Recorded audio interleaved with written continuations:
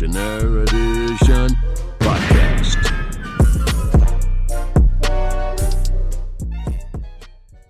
Yeah, Herman Bavinck was alive in the second part of the 1800s, all the way through to, I think he died in 1921.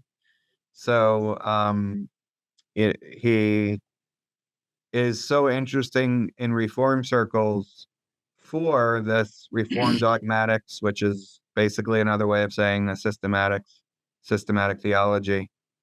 In my thinking, going back to the New Testament, it took the Apostle Paul to sort of systematize the full consequence or the full weight and meaning of the death, burial, resurrection, and ascension of Jesus Christ. The Apostle Paul is just tying everything together by going back to the Old Testament and taking into account the Judaism of his day and then his own conversion.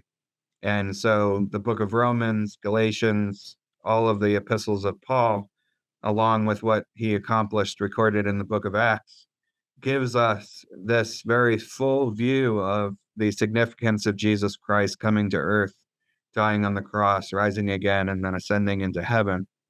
And since the Apostle Paul, there have been men in church history that have gone back to what Paul wrote and understood the whole Bible in light of that.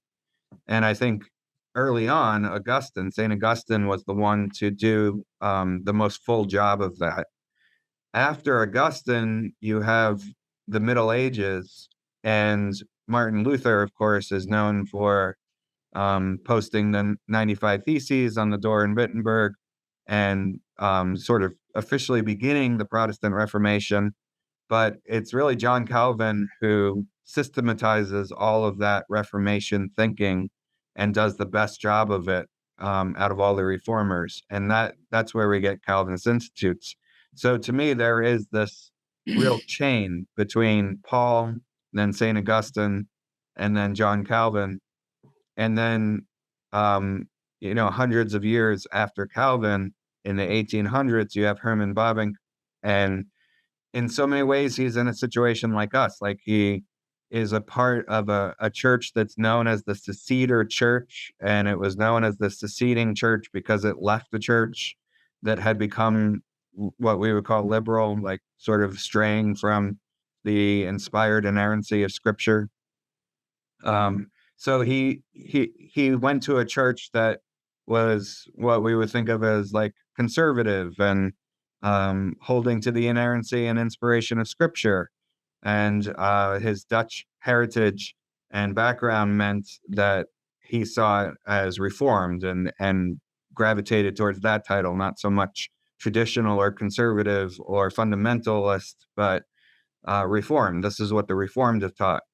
And so in Bavinck, he's consciously going back to Calvin and then Augustine and Paul, like constantly over and over and over. And we'll see that in what we in our reading, actually, in the foreword, I believe, or I can't remember if it's in the chapter 1 or in the foreword.